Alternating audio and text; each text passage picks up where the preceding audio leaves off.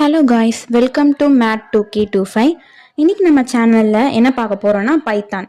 So பைத்தான்னா என்ன, அதோடைய introduction, data types, operators இதெல்லாமே தான் நம்ம பார்க்க போகிறோம். So first, what is Python? பைத்தான்றது ஒரு ப்ரோக்ராமிங் லாங்குவேஜ்.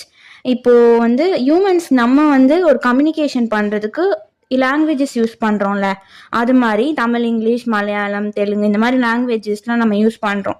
ஸோ அதே மாதிரி கம்ப்யூட்டருக்கு கூட நம்ம பேசுறதுக்கோ இல்லை அது கூட இன்ஸ்ட்ரக்ஷன் கொடுக்கறதுக்கோ ஒரு லாங்குவேஜ் இந்த லாங்குவேஜ் நம்ம நார்மலாக பேசுகிற லாங்குவேஜ் கம்ப்யூட்டருக்கு புரியாது. ஸோ அதுக்கு தான் நம்ம பைத்தான், ஜாவா, C++ இந்த மாதிரி நிறையா லாங்குவேஜஸ் இருக்குது. நம்ம அதை யூஸ் பண்ணி பைத்தானுக்கு நம்ம கம்ப்யூட்டருக்கு நம்ம இன்ஸ்ட்ரக்ஷனை இந்த லாங்குவேஜஸ் மூலம் கொடுக்குறோம். ஸோ பைத்தானை ஃபர்ஸ்ட் யார் கண்டுபிடிச்சாங்க அப்படின்னா கைடோ வேன் ரோசம் இன் 1980s அவர் டிஸ்கவர் பண்ண ஆரம்பிச்சாரு. அப்புறம் அதோடைய ஃபர்ஸ்ட் விஷன் 1991 ரிலீஸ் ஆயிருக்கு.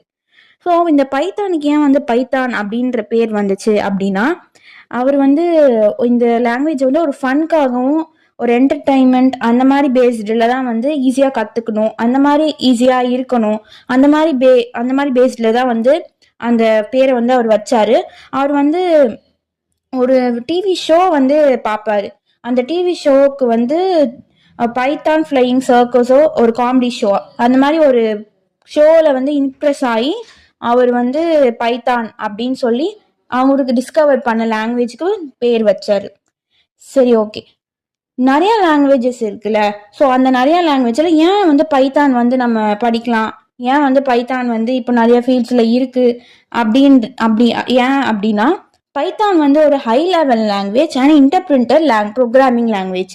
இந்த இன்டர்பிரிட்டர் ப்ரோக்ராமிங் லாங்குவேஜ்னா என்ன அப்படின்னா, லைன் லைனாக எக்ஸிக்யூட் ஆகிறது தான் இன்டர்பிரிட்டர் ப்ரோக்ராமிங் லாங்குவேஜ். மொத்தமாக கம்பைல் ஆகாமல் லைன் பை லைனாக அது லைன் பை லைனாக இது எக்ஸிக்யூட் ஆகும்.